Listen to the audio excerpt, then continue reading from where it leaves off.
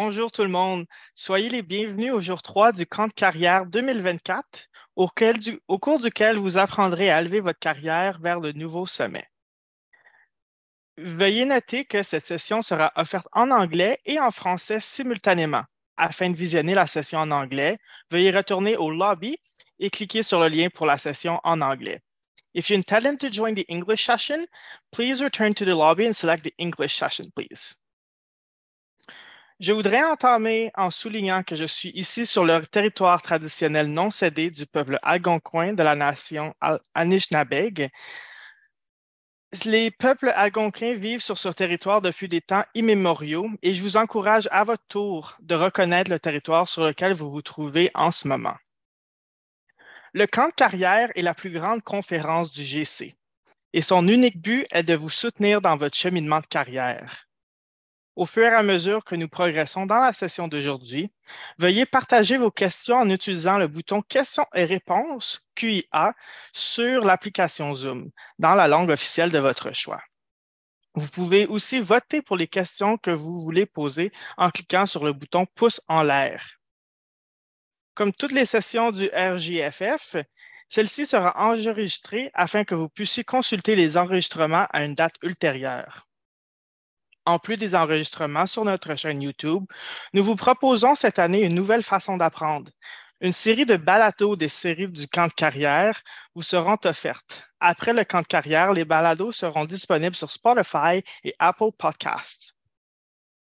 Nous aimerions également souligner que les présentations visuelles de chaque session seront disponibles sur notre page Wiki afin que vous puissiez les suivre à votre rythme et améliorer votre expérience d'apprentissage. Donc, je me présente tout d'abord, je m'appelle Carl Allary et je serai votre modérateur durant cette session. Mes pronoms sont il et lui. Pour ceux qui pourraient bénéficier d'une description visuelle, je porte une chemise noire et un veston bleu. J'ai la peau blanche, les cheveux frisés bruns et les yeux bleus. Je vais me tourner maintenant vers mes panélistes qui vont pouvoir s'introduire à leur tour.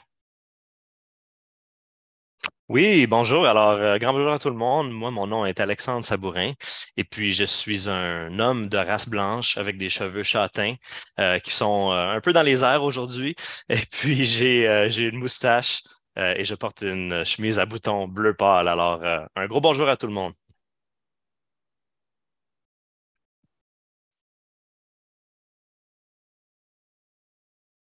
Je vais passer la parole à Victoria. Ou à moi. Ou à Félicie. Victoria, je vais commencer si tu le permets. Bonjour à tous, je suis très heureuse d'être avec vous aujourd'hui. Je m'appelle Félicie Assika. J'ai la peau noire, j'ai les cheveux courts et j'ai une veste fuchsia. Je travaille présentement conseillère principale en diversité, inclusion et accessibilité pour le secteur de la stratégie des services et de l'innovation numérique à IRCC, donc immigration. Et effectivement, c'est des sujets qui me tiennent à cœur, la communication, la crédibilité et comment on s'organise en fait pour avoir tous les meilleurs atouts de notre côté. Donc, vraiment très heureuse d'être avec vous aujourd'hui. Je vais passer la parole à Victoria. Merci beaucoup. Bonjour à tous. Je suis enchantée de me présenter devant vous aujourd'hui. Je m'appelle Victoria Simba et pour ceux qui se demandent, il s'agit bien de Simba comme le fils de Mufasa dans Le Roi Lion. Je voudrais reconnaître tout d'abord que je me rejoins à vous à partir de la région de la capitale nationale d'Ottawa, située sur le territoire non cédé du peuple algonquin Anishinaabe. Et avant de plonger dans les détails de mon parcours, je vais me décrire pour nos auditeurs. Je suis une femme noire, millénaire d'origine africaine, avec des cheveux noirs lisses. Aujourd'hui, je porte une blouse en satin rose qui ajoute une touche de couleur à ma présence. Je suis gestionnaire de projet à la direction de l'application numérique au bureau de la concurrence, où mon rôle essentiel consiste à développer et supporter le parcours de nombreux des projets d'application numérique pour assurer une concurrence équitable au Canada. Avant cela, j'ai passé une partie importante de ma carrière à promouvoir l'équité et l'inclusion en tant qu'analyste et gestionnaire de projet au sein du réseau des exécutifs noirs, aussi connu sous son abréviation BENREN. Et pendant cette période, j'ai travaillé aux côtés de la haute direction, allant du niveau de directeur jusqu'au sous-ministre. J'ai eu l'opportunité de rédiger des documents pour le cabinet, de participer à des réunions de nombreux sous-ministres, ainsi que la greffière du conseil privé et de contribuer activement à l'avancement et à la promotion de nombreux cadres noirs au sein de la fonction publique. J'ai joint la fonction publique en 2018 et chaque poste que j'ai occupé depuis m'a rendu fière de pouvoir contribuer au mandat de servir la population canadienne. Je suis donc ravie de partager mes expériences et mes perspectives avec vous aujourd'hui afin de vous inspirer et de vous motiver dans vos cheminements professionnels. Merci de m'accueillir. Merci beaucoup, Victoria. Félicie, Alexandre. C'est un plaisir de me joindre avec vous aujourd'hui. Je pense que ça va être une belle session sur la communication. Clairement, vous êtes des experts. Alors, j'espère que notre auditoire aujourd'hui va en tirer profit. Avant de commencer aujourd'hui, par contre, j'ai quelques questions rapides de sondage à vous poser à vous, mesdames et messieurs, dans l'auditoire. Et il ne s'agit pas d'un test, en fait, et ce n'est pas obligatoire. C'est juste pour connaître un peu là, vos connaissances de base. Donc, la première question va comme suit. À quelle fréquence prenez-vous en compte les attentes de votre public lorsque vous communiquez dans le cadre de vos activités professionnelles? Et la deuxième question, c'est, parmi les facteurs suivants, lequel vous semble le plus important pour adapter votre communication à différents types de publics? Donc, je vous laisse quelques temps pour y répondre.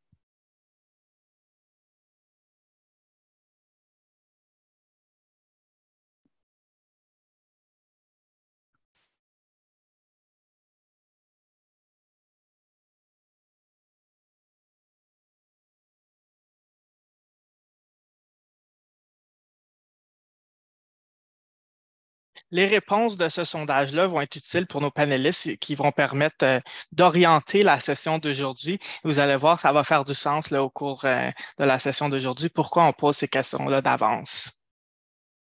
Donc, je vous laisse encore quelques secondes pour y répondre.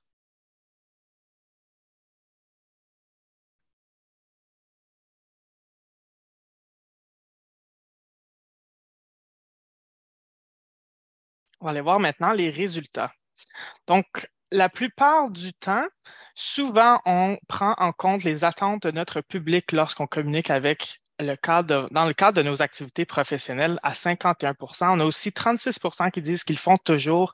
Donc, je pense que les panélistes vont être d'accord avec moi que c'est des bonnes habitudes à avoir. Occasionnellement, on a 10%, rarement 1% et jamais 1%. On espère que la session d'aujourd'hui va vous encourager ou motiver d'inculquer ces compétences-là dans votre parcours au quotidien. Pour la question 2 ici, on relève que les facteurs suivants, comme la langue et le ton qui est en majorité, et la structure du message sont les plus importants pour adapter notre communication à différents types de publics. On note aussi que les visuels et la conception sont aussi importants en 9%. C'est des résultats qui sont fort intéressants et je pense que ça démontre aussi l'importance de choisir différents canaux dépendamment du message. On va revenir sur ça aussi plus tard, peut-être avec nos panélistes. Merci beaucoup d'avoir participé à ce sondage-là. Je pense que nos panélistes sont prêts à commencer maintenant. Alors, Alexandre, sans plus tarder, je te laisse la parole. Absolument. Eh bien, merci beaucoup, Carl. Et puis, oui, c'est ça, j'ai réalisé, je me suis pas très bien présenté autre que pour mon apparence. Alors, je vais juste dire rapidement, moi, j'ai travaillé en communication stratégique pour la plus grande partie de ma carrière. Alors, je vais venir aujourd'hui avec peut-être plus une perspective de communicateur professionnel, essayer de venir faire des liens à partir du travail que je fais pour le gouvernement et comment ça peut vraiment s'appliquer à toutes sortes de positions et dans notre réalité quotidienne au bureau en communiquant avec ses collègues.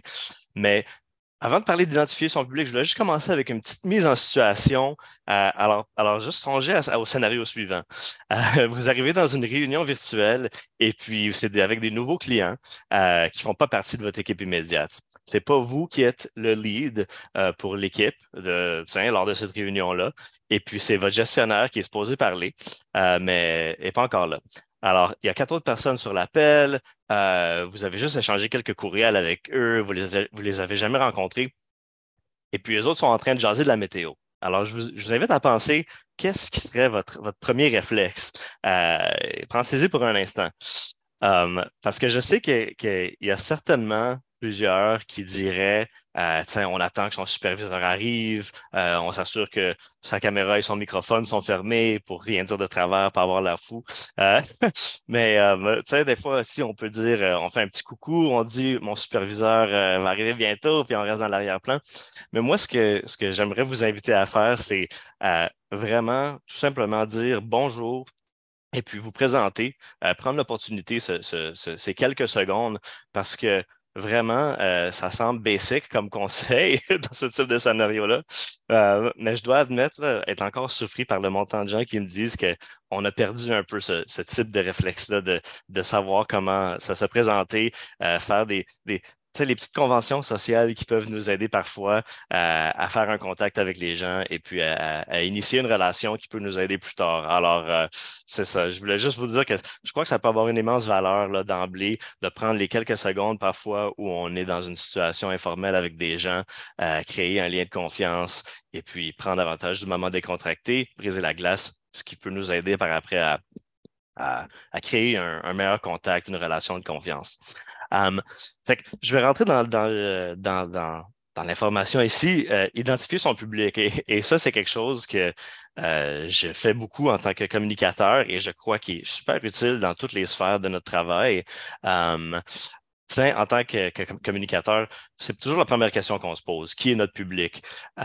Et habituellement, on n'a pas un seul public, on a plusieurs publics. Alors, c'est vraiment important de se demander à qui on communique, qu'est-ce qui les intéresse, qu'est-ce qui sont les choses essentielles qu'on veut obtenir d'eux, tiens, si c'est une décision, si on veut qu'ils comprennent un enjeu.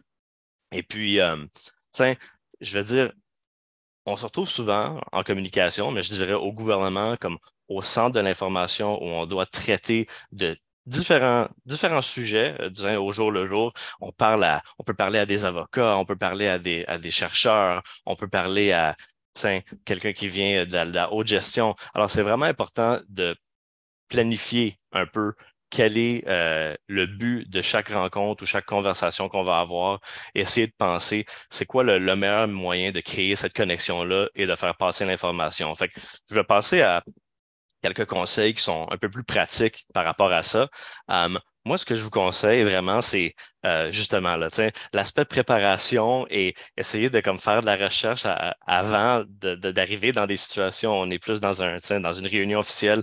Ça peut vraiment vous aider. Je vous conseille de parler à vos publics en dehors des réunions officielles. Alors, si vous savez que vous devez parler à un groupe de gestionnaires, qu'est-ce qui les intéresse? Qu'est-ce que vous pourriez faire? C'est approcher un membre de la gestion, avoir une petite conversation, que ce soit sur Teams ou si c'est au bureau, et puis essayer de leur demander conseil, savoir qu'est-ce qui est important par rapport à l'organisation en ce moment, qu'est-ce qu'ils entendent de leurs autres collègues gestionnaires. Essayer d'anticiper peut-être les questions qu'ils vont vous poser.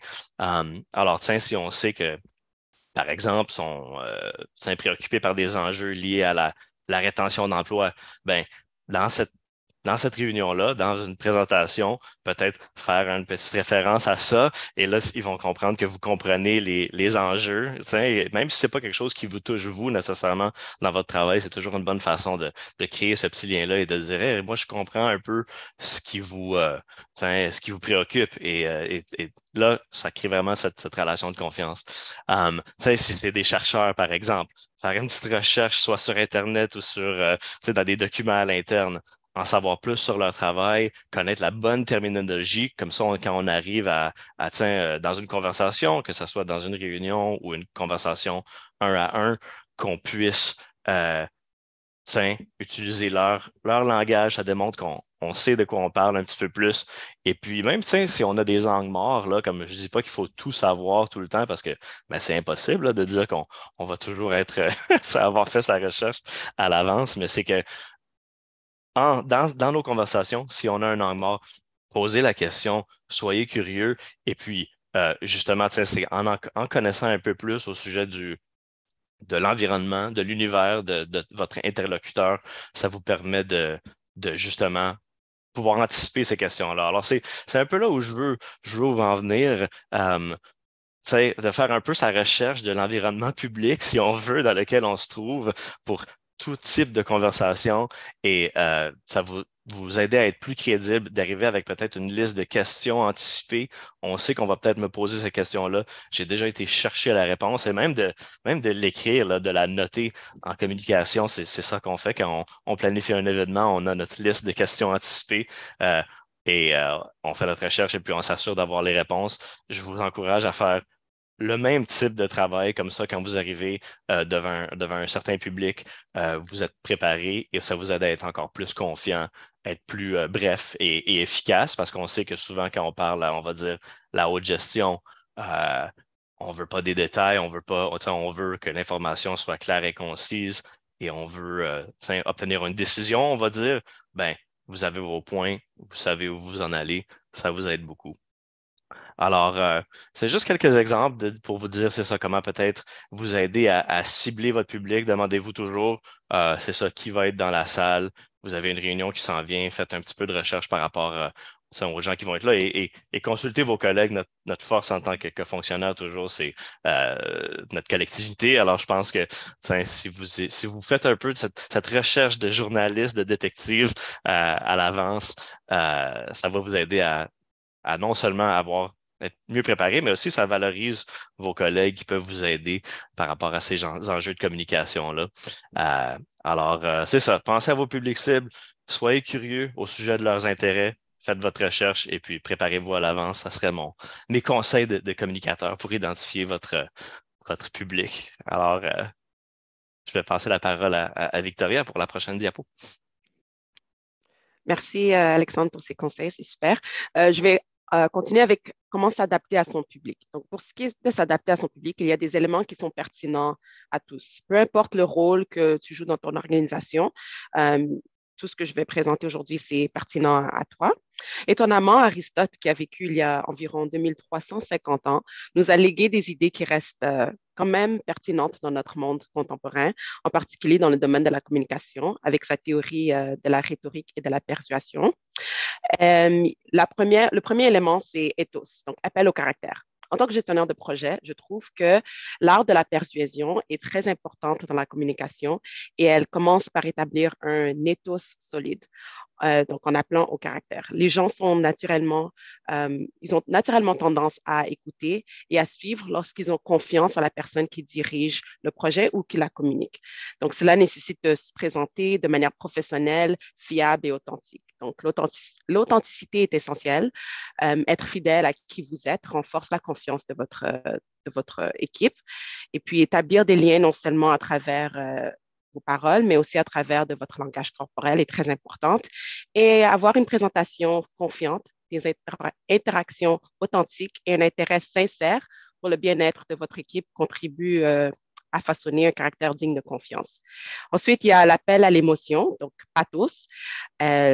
Comme gestionnaire de projet, on ne se limite pas seulement aux tâches et aux délais, mais on doit aussi se préoccuper des personnes et de leurs émotions.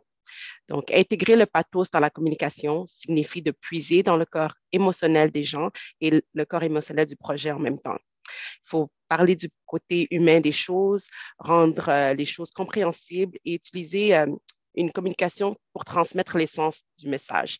Ce n'est pas très utile, selon moi, dans mon expérience aussi, d'utiliser des mots techniques si tu es devant, et encore, ça retouche un peu à ce qu'Alexandre a partagé par rapport à connaître son public. Il faut avoir un genre de conscience de qui est dans la salle et pouvoir ajuster son message par rapport à ça. Et il faut comprendre et compatir avec les émotions des membres de son équipe aussi, afin de favoriser un environnement de projet plus collaboratif et émotionnellement intelligent. Le troisième, logos, appel à la logique. L'aspect logique de la persuasion, logos, est crucial en gestion de projet. Donc, avoir des déclarations avec des données, des preuves et des faits ajoute une couche de crédibilité à sa communication. Et tout cela retouche encore à s'adapter à son public. Et c'est essentiel de savoir d'où provient l'information que vous allez transmettre, être transparent sur ses sources. Donc, si tu dois créer un genre de one-pager, ça serait bien aussi d'avoir les liens de où vous avez pris vos sources. Cette base logique garantit que les décisions reposent sur une compréhension solide du projet. Donc, tout cela, c'est important pour pouvoir s'adapter à son public. Le langage, encore, c'est très important. Si on peut retourner sur la slide juste avant, vous allez voir les points. Donc, le langage, c'est très important. La structure, donc pouvoir instaurer la confiance en votre public. Et ensuite, le dernier, le médium, donc réfléchir à la manière dont votre public va mieux recevoir l'information. Donc, je vais passer à Félicie qui va entamer avec la dernière slide. Merci beaucoup. Je sais que c'est beaucoup d'informations. Si on veut bien prendre la slide précédente, c'est beaucoup d'informations et je suis sûre que beaucoup d'entre vous ont soit une confirmation de tout ce qui a été dit jusqu'à maintenant ou peut-être une révélation. Moi, je vais juste revenir sur les pourcentages que vous voyez sur l'écran. Donc, comme Victoria a précisé les définitions, je ne vais pas revenir sur ethos, pathos et logos, mais vous vous rendez bien compte à quel point vous avez une très forte possibilité d'influer et d'établir votre crédibilité en communiquant de manière factuelle. Donc, ce qu'on veut dire par là, c'est vraiment que pour pouvoir influencer, pour pouvoir persuader, il va falloir vous adapter évidemment à votre public et également avoir les codes, avoir les mots qui vont correspondre aux gens à qui vous vous adressez.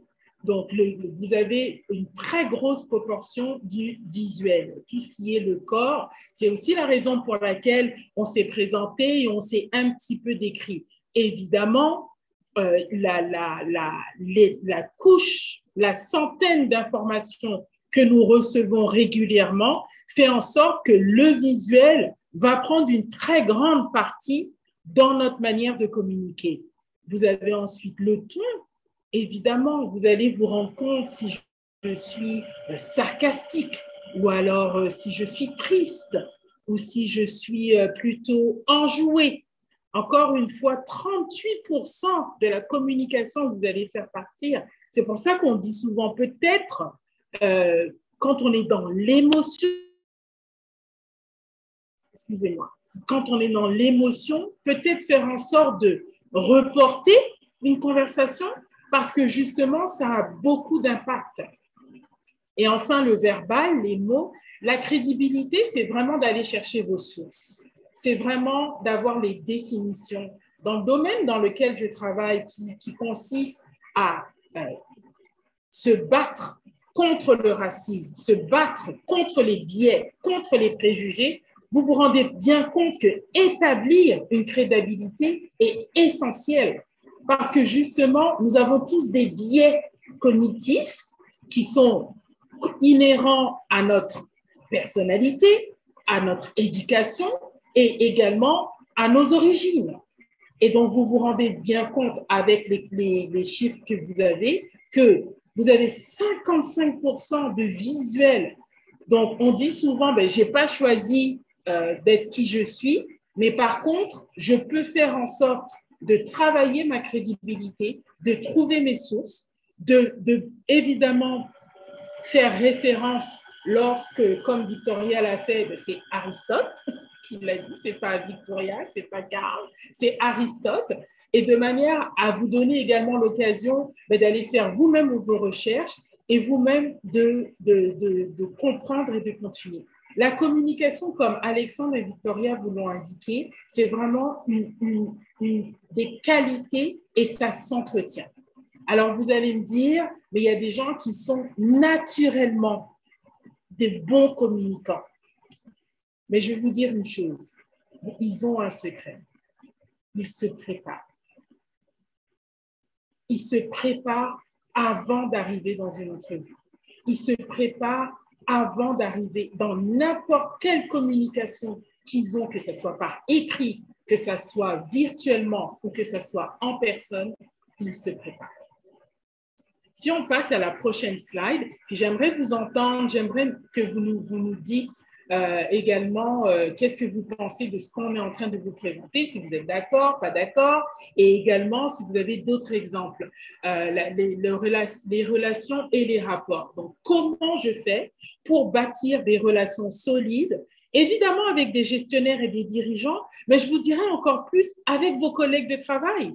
Parce que lorsque vous avez un travail à rendre, ce n'est pas avec le sous-ministre adjoint ou avec le directeur général, c'est avec votre collègue, c'est avec la personne qui est peut-être dans un autre ministère, c'est peut-être quelqu'un qui a un niveau qui est supérieur ou inférieur à vous. Donc, comment je m'organise pour bâtir ces relations? Je vais passer la parole à Karl pour nous redistribuer et nous rediriger dans la discussion, et je vous remercie. Merci beaucoup, Félicie, Alexandre et Victoria, pour ces points. Ils sont super intéressants. J'ai moi-même pris quelques notes déjà. Si on revient à la slide précédente, par contre, je veux vous entendre, vous trois, là, sur comment on fait justement, Félicie, tu as bien introduit la question, comment on fait pour construire ces relations-là? Comment on fait essentiellement pour parler à ces gens-là, particulièrement les gestionnaires et dirigeants? Si on va avoir une conversation difficile ou dans le cadre du travail, comment on fait pour bien amorcer cette conversation-là? Je vais commencer avec Alexandre. Je veux savoir là, rapidement tes 2, 3 petits trucs là, que tu emploies pour avoir ces conversations-là.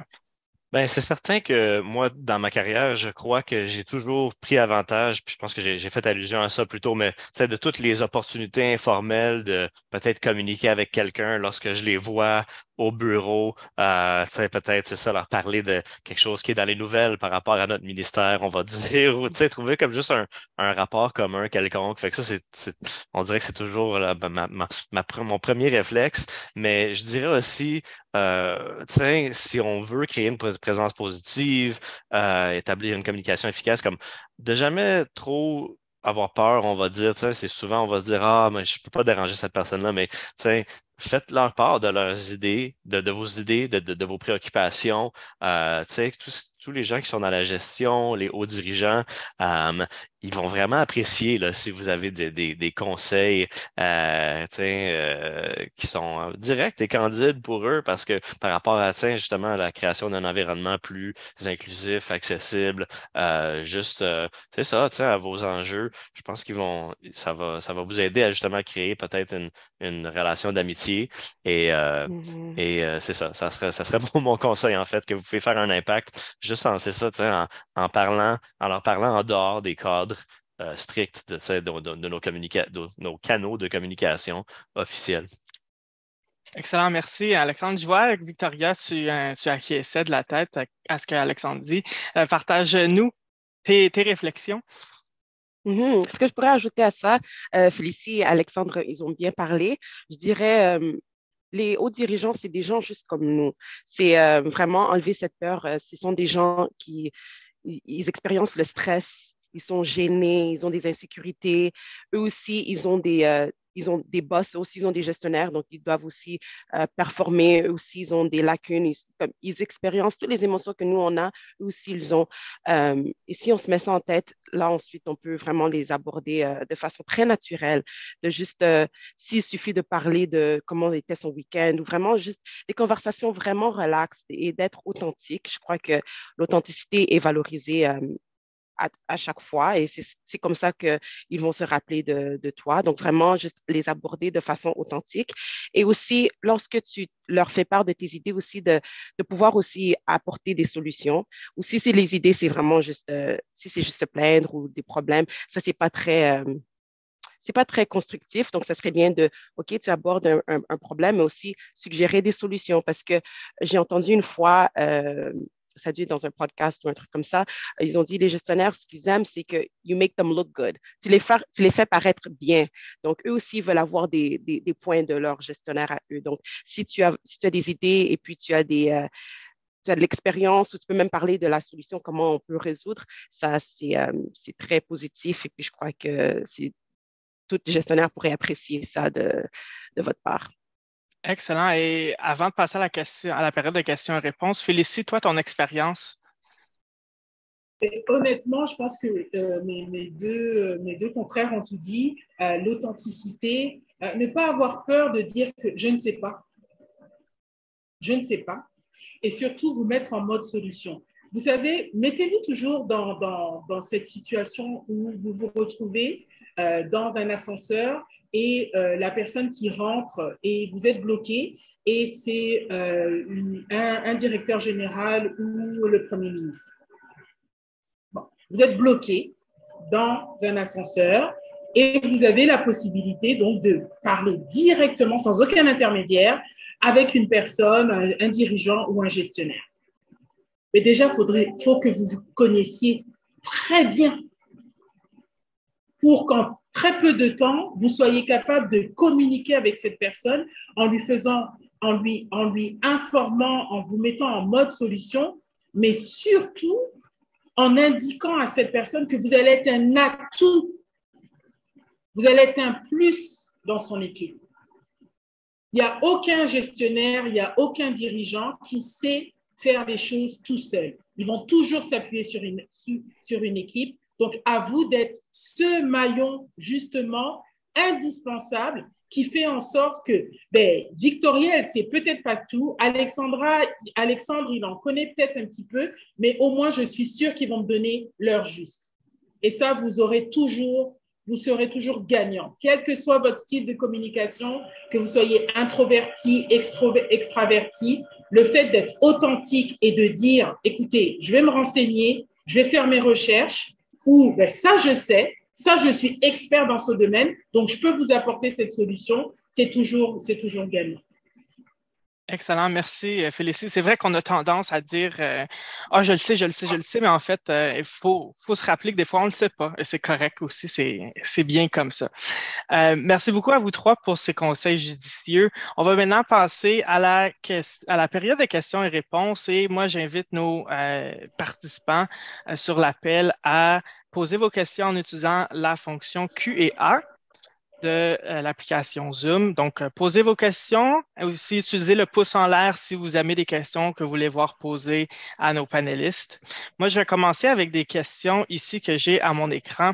Je vais m'adresser à toi, Félicie. On a terminé par toi et je recommence avec toi dès maintenant. Je veux savoir comment communiquer de façon inclusive et accessible.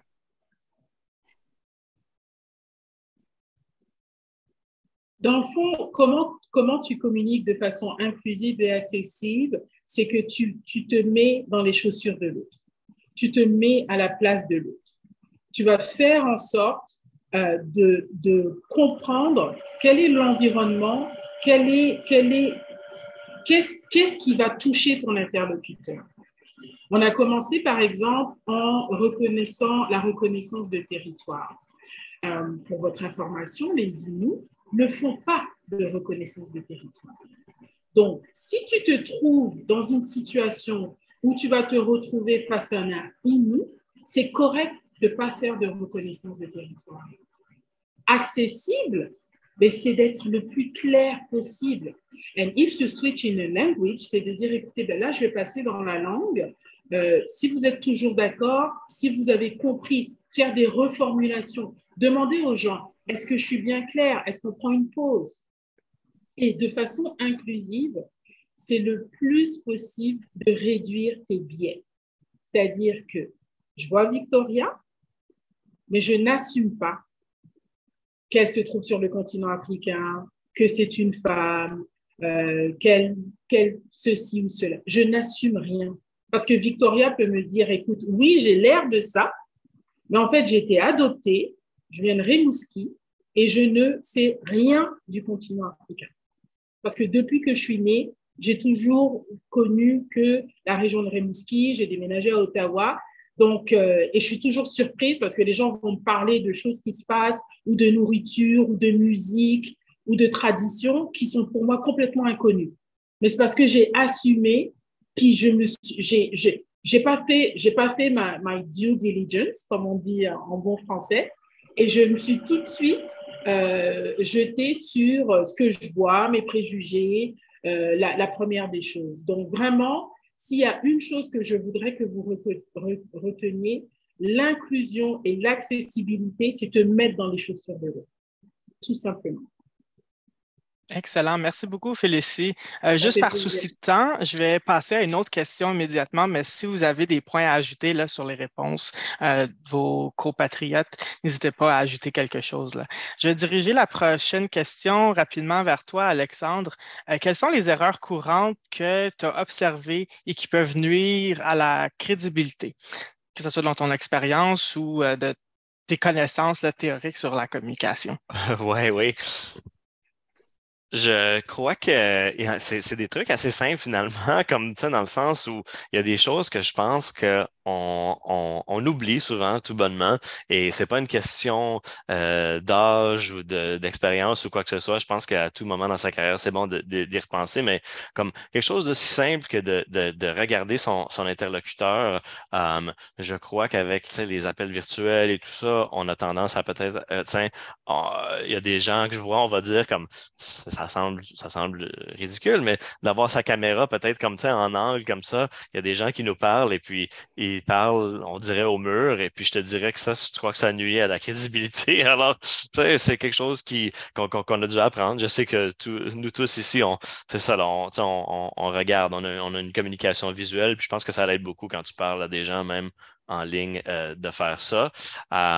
Et puis, je dirais aussi, tu sais, dans des présentations, et je le fais là moi-même, mais tu sais, quand quelqu'un a de l'air de trop se référer à ses notes, lire au lieu de vraiment être en train de comme d'avoir une vraie conversation, de t'écouter. Tu sais, on est là, on veut prendre des notes, on veut tout capter, mais c'est vraiment important, je pense, tu sais, pour créer justement, tu sais, ça, ce respect, cette connexion-là de vraiment être là, l'écoute active. Euh, on a dit, tu sais, poser des questions pour s'assurer justement que les gens dans une réunion nous écoutent. Fait que ça va des deux bords, là, tu sais, ça peut être nous qui, euh, qui peut-être se perdons dans tu sais, un document ou quelque chose, mais c'est ça, s'assurer que son audience, là, tu sais, est là avec nous, parce qu'il y a des gens parfois qui lancent dans une présentation 5 minutes plus tard. Il n'y a personne qui les a écoutés, mais parce qu'ils n'ont pas finalement fait de petites de petits checks avec leur public pour s'assurer qu'ils étaient encore là. Fait que ça, c'est important aussi. Et puis, ça, je vais sonner un peu ça, ce vieux jeu, là, je vais dire serrer son téléphone aussi. C'est parce qu'on est souvent là, on a une notification. C'est agressif, là, les notifications de téléphone. Puis je trouve là, que c'est vraiment, ça nous distrait. Puis ça, c'est peut-être un faux pas aussi que je vois souvent quand c'est ça, là, on est en train d'avoir une conversation, on veut avoir l'attention de quelqu'un. Mais ça va dans toutes les facettes de la vie, là, pas seulement au travail. Merci beaucoup, Alexandre. Je vais passer à une question ici à notre public. Comment peut-on gagner en crédibilité et la maintenir, peu importe les barrières, que ce soit l'âge, la langue officielle prédominante dans l'équipe, la stigmatisation de la santé mentale et ou des différents types d'handicap, pardon. Je vois ici que Catherine voudrait répondre à la question. Je ne sais pas si Catherine, tu souhaites y répondre, sinon je vais diriger la question vers Victoria par la suite. D'accord. Je peux commencer alors? Oui, Euh, vas-y. donc, ça touche un peu à ce qu'Alexandre a pu mentionner. Donc, je vais un peu ajouter à ce qu'il a dit. Aussi, la crédibilité, comme on l'a dit tout à l'heure, si tu ne sais pas, il faut dire que tu ne sais pas. Par exemple, dans mon expérience en tant que gestionnaire de projet, on sait tous lorsqu'il y a un projet, lorsque les choses sont pas sur le budget ou ne respectent pas le temps ou n'est pas dans la portée du projet, on se tourne vers le gestionnaire de projet. Qu'est-ce qui se passe? Qu'est-ce qui se passe? Qu'est-ce qui se passe? Parfois, si tu n'as pas la réponse, il faut dire je n'ai pas la réponse, je vous reviens. Et puis, lorsque tu dis je vous reviens, revenez. Donc, tenir sa parole et puis faire des recherches et puis aussi se pencher aussi ou s'appuyer sur les gens qui sont des subject matter experts, donc ils sont experts en la matière. Donc, si jamais il y a quelque chose, tu n'es pas certain, donc de s'appuyer sur les gens qui sont experts en la matière et faire beaucoup de recherches. Il y a tellement de ressources disponibles dans la fonction publique, surtout avec l'école de la fonction publique. Il y a tellement de de training, de training disponible, plein de trucs comme ça où on peut se renseigner. Formation, voilà, qu'on peut se renseigner. Et donc, et puis avec l'Internet et toutes les recherches qui sont possibles, c'est important pour maintenir sa crédibilité. Donc, de vraiment juste dire si tu ne sais pas, tu ne sais pas, et puis que tu vas chercher, et puis tenir sa parole. Donc, c'est vraiment des choses qui peuvent sembler basiques, mais c'est le caractère qui parle. Et lorsque tu veux t'établir dans la fonction publique en tant que quelqu'un qui est engageable, quelqu'un qui peut être un atout dans une équipe, c'est le caractère qui va parler beaucoup plus fort. C'est ça ton branding, si je peux dire. Donc, il y a des gens, ils sont spécialistes dans une certaine chose, sont spécialistes en communication ou quoi que ce soit. si tu n'as pas de spécialité, si tu es quelqu'un qui est un peu généraliste, ton branding, ça peut être vraiment juste ton caractère. Genre, c'est une personne qui est très fiable, une personne qui tient sa parole, quelqu'un qui est très calme dans les situations de stress. Donc, ça, c'est vraiment quelque chose qui va parler beaucoup plus. Et les gestionnaires, ils cherchent des gens qui sont comme ça. Excellent. Merci, Victoria. Est-ce qu'Alexandre ou Félicie, on voulait ajouter quelque chose? Je pense que tout a été dit. Et encore une fois, quand on parle de crédibilité, de quoi on parle?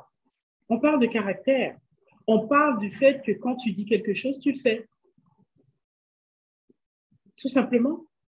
Donc, cette étiquette que Alexandre prend beaucoup de tact, et j'apprécie beaucoup Alexandre, ben, peut-être serre ton téléphone, regarde-moi dans les yeux, et un arrière-plan qui n'est pas trop agressif. Ce sont des petites étiquettes, des codes qui ont l'air de rien, mais qui font toute la différence. Moi, j'ajouterais un point, je pense, qui est essentiel, c'est ton intelligence émotionnelle. Si tu ne te sens pas bien ce jour-là, peut-être qu'il vaut mieux éviter d'aller dans cette rencontre. Ou si tu as eu une nouvelle qui t'a affecté et que tu as ta prochaine rencontre individuelle avec ton gestionnaire et que tu t'entends pas forcément bien avec lui parce que c'est des choses qui peuvent arriver, peut-être qu'il vaut mieux reporter cette rencontre. Sans forcément donner de détails, mais parce que tu te connais et tu sais que là, émotionnellement, tu en as gros sur le cœur, il y a une mauvaise nouvelle, ou il y a quelque chose qui a déraillé, ou en tant que gestionnaire de projet, ben, il y a une priorité qui a sauté, il y a un budget qui saute, et ça a forcément un impact sur le reste de l'équipe, et que pour l'instant, tu n'es pas capable émotionnellement de gérer, tu es trop énervé, tu es trop déçu, tu es trop frustré, c'est peut-être mieux de ne pas avoir votre rencontre parce que tu risques d'envoyer un mauvais message, tu risques d'envoyer une mauvaise énergie. Donc, pour les jeunes qui commencent, la crédibilité, elle va s'acquérir tout doucement, mais elle va s'acquérir sur des petits projets. C'est de dire, je suis gestionnaire de projet, mais je me porte volontaire pour la campagne Centraide. Donc là, on va te demander de faire du financement, on va te demander d'aller chercher des nouveaux partenaires, on va te demander d'aller briefer la haute direction. Mais toutes ces qualités, c'est pas écrit sur ton CV, puisque toi, tu es juste conseiller, entre guillemets. Mais pourtant, à travers cette expérience, tu vas démontrer ces qualités de gestionnaire, pour gérer la finance, pour ceci. Donc, émotionnellement, tu vas démontrer qu'on est capable de te confier un projet où la sous-ministre va venir, où le directeur général va venir. Donc, la crédibilité, c'est quelque chose qui ne fait que refléter, comme Victoria et Alexandre l'ont dit, ton caractère. Et donc, des fois, c'est bien de faire cette introspection qui consiste à dire, aujourd'hui, je ne suis pas en bonne forme. Et de dire, salut Alexandre, on avait une rencontre aujourd'hui pour faire l'avancement du projet, mais là, j'ai une petite situation familiale, je ne vais pas trop rentrer dans les détails, mais est-ce qu'on peut reporter à demain matin, s'il te plaît, je serai plus là pour toi. Et donc ça envoie à ton gestionnaire. Voici quelqu'un qui sait se gérer. Donc, quand il va y avoir une situation conflictuelle ou une situation inattendue, cette personne-là va vous revenir avec des bonnes solutions, avec des bons outils et surtout avec la bonne attitude. Excellent, merci Félicie. C'est très vrai sur l'intelligence émotionnelle. C'est un concept qu'on oublie souvent, mais qui est fort utile là, pour illustrer beaucoup des concepts en communication, je pense. Merci beaucoup. On a plusieurs questions sur la communication écrite. On a parlé beaucoup de la communication orale, mais j'ai quelques questions sur la communication écrite, donc je vais les combiner ensemble. Et Miguel nous pose la question suivante. Est-ce que vous avez des astuces ou des outils que vous utilisez et qui peuvent vous partager, dans le fond, que des outils que vous pouvez partager pour tenter de s'améliorer dans la communication écrite? Donc, est-ce que vous avez des atouts, des ressources ou des trucs là, que vous pouvez partager en communication écrite? Et j'ouvre le plancher à tous ceux qui veulent bien y répondre. peux bien me saucer, j'avais une petite pensée par rapport à ça parce que oui, effectivement, c'est ça, on a beaucoup parlé de parler, justement, mais que c'est ça, c'est pas tout le monde que son type de personnalité, c'est tiens, la communication orale en premier. Fait que non, moi je dirais que de plus en plus, je vois avec l'environnement virtuel la possibilité de partager des idées et de communiquer même dans une réunion par écrit. Et puis, je crois qu'on n'est pas encore rendu au point où c'est rendu qu'on donne le même poids à ce qui se passe dans le chat et ce qui se dit dans une réunion. Je ne sais pas si un jour, tu sais, en tout cas, si ça va vraiment balancer, mais je crois que je le vois de plus en plus. euh, où on peut faire avoir un échange d'idées en parallèle avec ce qui se dit verbalement dans une réunion, puis que ça l'enrichit beaucoup et que même, c'est ça, là, ça va venir nourrir les idées. Et alors, c'est ça, j'avais un collègue dans une équipe précédente qui préférait écrire dans le chat. Et puis, si tu sais, on le connaissait, on s'adaptait à son style. Puis c'était toujours des super bonnes idées, des solutions à nos problèmes, partageait des liens. Fait que moi, je crois qu'il y a autant une valeur si on est plus confortable de peut-être plus contribuer dans le clavardage. euh, et que, ouais, c'est ça, notre environnement virtuel nous donne cette chance-là. Et j'espère en tout cas que c'est ça, là, tu sais, la gestion au fur et à mesure que on va plus avoir travaillé dans cet environnement-là hybride, on va dire que ça va devenir vraiment une partie plus intégrale là, de nos réunions. Alors, c'est une petite pensée par rapport à ça, ouais. J'aime ce J'aimerais que tu dis, ajouter, Alexandre. Oui, vas-y, oui, Victoria. oui, j'aimerais ajouter aussi, moi, pour ma part, par exemple, je m'exprime mieux par écrit, surtout lorsque c'est le temps de partager une idée. Moi, je suis très fan d'écrire des proposals ou faire des one-pagers. C'est vraiment des termes anglais, mais si vous trouvez les termes en français, dites-moi, là. Je vois des Une placemats ou des page, napperons, une page avec vraiment et les points, les résumé. sous-titres exactement qui résument parce que ça me permet de penser activement. Et puis ensuite, avec ça, là, je demande une réunion avec l'équipe ou avec le gestionnaire ou qui que ce soit. Puis je partage mon écran et puis je partage. Et ça me permet beaucoup de m'exprimer. Et ce qui m'aide à savoir comment communiquer comme ça, c'est lorsque je joins une nouvelle organisation, comme on a accès à GC Docs, je regarde dans la plupart des organisations, il y a des anciens rapports qui ont été faits ou des documents écrits et tout. Donc, je regarde un peu le style d'écriture et je regarde un peu qu'est-ce qui a été partagé, quel genre d'informations se partagent par écrit et j'adapte un peu ce style. Par exemple, moi, j'ai eu l'expérience de travailler dans un département scientifique, donc Ressources naturelles Canada. C'était vraiment scientifique. Ensuite, travaux publics et maintenant, je travaille avec des avocats. Donc, c'est vraiment des styles différents. Donc, je regarde un peu comment on écrit. OK, eux, ils ont utilisé beaucoup plus de, de diagrammes. Donc, quand je vais partager ma diapositive ou mon rapport, je vais mettre des diagrammes ou, OK, eux, c'est plus des statistiques. OK, je vais tirer des statistiques, des points comme ça. Donc, il y a une façon de s'adapter un peu. Et puis, la recherche, ça revient à la recherche, je crois, mais de ne pas se gêner si c'est mieux de partager par écrit. Fais un petit rapport, fais une petite diapositive, se dire, oh, j'ai une idée, comment est-ce qu'on peut améliorer ce processus? J'ai fait une petite diapositive, est-ce que je peux avoir un meeting avec vous pour le présenter? Là, tu as ta diapositive et puis je trouve que c'est très apprécié et puis il y a de la place pour ça. Absolument. Merci, Victoria.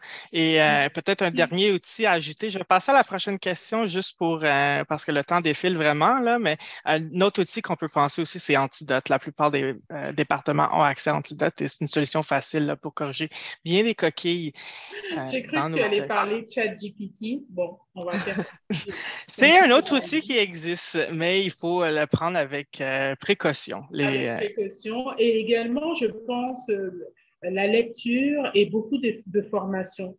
Parce que moi, je m'abstreins à avoir une formation par mois. Pourquoi? Parce que ça m'oblige à m'entraîner, ça m'oblige à avoir d'autres façons de dire les choses, d'autres façons de voir les choses. Et surtout, ben, tu es tout le temps en train d'apprendre. Donc, quand tu passes par l'écrit, tu as la possibilité soit de retraduire, mais qu'est-ce que tu as appris, qu'est-ce que tu as entendu, Et donc, c'est plus facile. Et également, lorsque tu lis beaucoup, c'est sûr, les rapports, c'est lourd. Et puis mais souvent, tu vas avoir soit des petits édits, ou soit tu vas avoir la possibilité d'améliorer ton vocabulaire, justement ta prise de parole par écrit, parce que justement, tu t'habitues à en voir souvent. Excellent. Ici, on a une question sur le décorum. On a parlé un peu de l'étiquette auparavant dans la réunion. Donc, on a Céline qui nous pose la question suivante. Si un poste ou une équipe nous intéresse, est-ce qu'on peut directement entrer en contact avec un gestionnaire? Si oui, de quelle façon? Est-ce qu'on peut lui envoyer un CV avec un courriel d'introduction ou un petit message sur Teams? Donc, comment procéder quand il y a une opportunité d'emploi possible qui nous intéresse et on veut s'approcher là, du gestionnaire? Je peux commencer. Victoria en a parlé tout à l'heure lorsqu'elle a dit les gestionnaires sont des gens comme vous et moi. Donc, c'est des gens qui vont prendre des cafés, qui vont être peut-être excédés par le nombre de courriels qu'ils vont recevoir. Donc, je suis intéressée à rentrer dans l'équipe de K. Mais d'abord, je vais faire mes recherches. Sur quel projet ils travaillent? Où ils sont situés? Est-ce qu'ils sont hybrides, pas hybrides? Qui est à la tête du département? Quels sont les derniers projets sur lesquels ils ont travaillé? Quelles sont les dernières avancées qu'ils ont mis en place? Parce que quand je vais envoyer mon petit courriel, il va être parfaitement ciblé. Et quand Carl va lire mon courriel, il va dire « j'ai envie de rencontrer cette fille » parce qu'elle a l'air d'être au courant de qu'est-ce qui se passe chez nous. Et plutôt que de contacter directement le gestionnaire, pourquoi ne pas contacter ton futur collègue de travail? Pourquoi ne pas travailler à travers, j'ai parlé de Centraide, mais ça peut être des réseaux des employés, ça peut être justement ce qu'on est en train de faire aujourd'hui, le réseau des jeunes fonctionnaires, et avoir cette période d'accès, ce petit chemin qui fait « Oh, je t'ai rencontré, Laure, tu sais, on a participé ensemble, mais tu ne m'as pas vu parce que il y avait 200 personnes sur la ligne. Est-ce que je peux te prendre un petit 15 minutes? J'aimerais ça te parler, te faire part de certaines réflexions. » Il n'y a aucun gestionnaire qui dit non. Vous savez pourquoi il ne dit pas non? Parce qu'il est tout le temps en recherche de nouvelles pépites, des gens qui vont lui apporter des nouvelles idées, du sang neuf. Et ensuite, si j'apprends que la fin de semaine ou la fin du mois, c'est une période super achalandée pour eux, c'est sûrement pas à ce moment-là que je vais te contacter parce que je sais que tu es occupé. Donc, je dois faire mes recherches. Je dois passer par d'autres canaux. Si cette personne est fan de hockey, par exemple, et je le sais, comment je le sais? Parce qu'elle a gagné le billet de hockey avec telle activité, telle ceci. Je vais peut-être m'introduire en lui disant, tu as vu qu'est-ce qui s'est passé pour les mix ou pour le ceci, etc. Comme ça, j'entre en communication, je crée une relation avant même que cette personne me connaisse. Et forcément, elle a envie d'en savoir plus. Excellent. Merci beaucoup, Félicie. C'est une super bonne réponse. Je vais passer à la prochaine question. Ici, on en a parlé au tout début, mais on veut savoir quelles sont les mesures fondamentales qu'on peut prendre pour susciter l'intérêt de n'importe quel public. Je pense que ça touche à identifier son public correctement. Alexandre, je pense que tu as une bonne réponse à fournir là-dessus.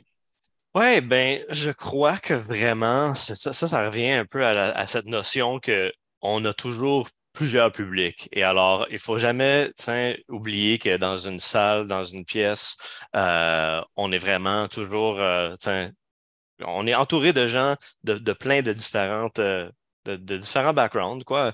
Et alors, je dirais, c'est juste avoir un éventail terminologique, de jamais, c'est ça, se dire, OK, c'est bon de cibler, mais c'est bon aussi de dire, d'être capable d'être versatile et être capable de justement d'être inclusif en connaissant sa terminologie. Alors ça fait jamais de mal, c'est ça, là, d'élargir son vocabulaire, d'être à l'affût de ce qui se dit, côté terminologique. Alors moi, c'est ce que je dirais parce que surtout avec tout ce qui touche à l'inclusivité de nos jours, faut vraiment là, penser à mettre l'humain au centre de nos communications.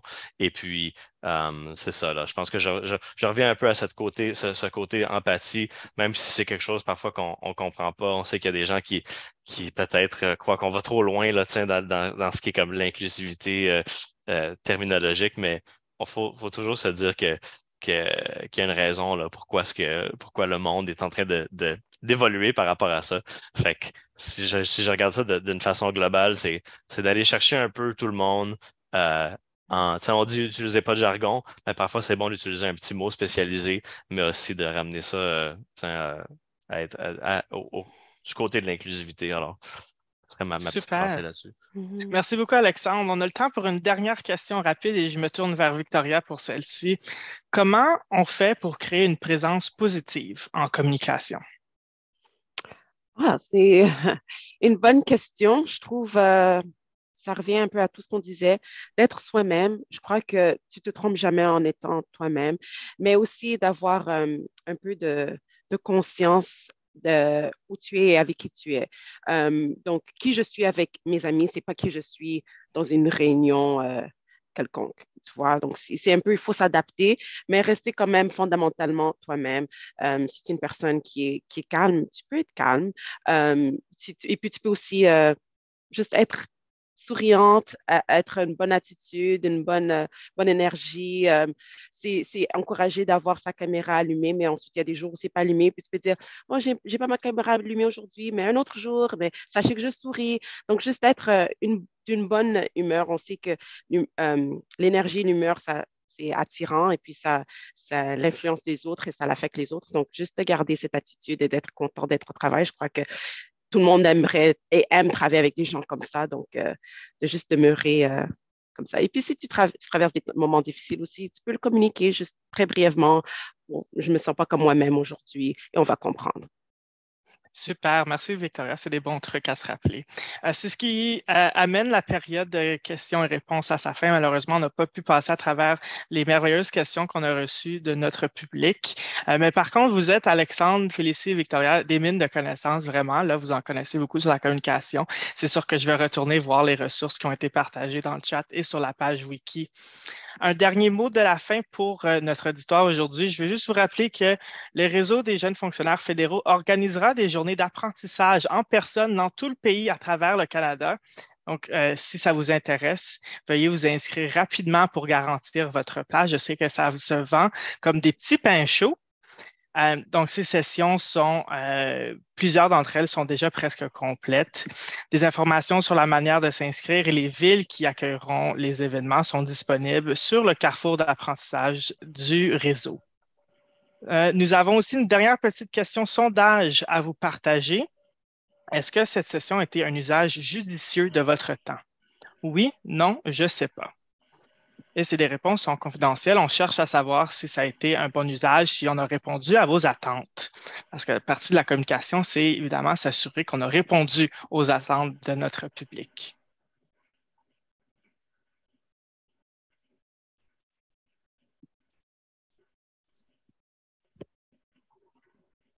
Merci de vous être joints à nous aujourd'hui. Alexandre, Félicie, Victoria, merci beaucoup d'avoir participé à la session avec nous aujourd'hui. C'est vraiment intéressant.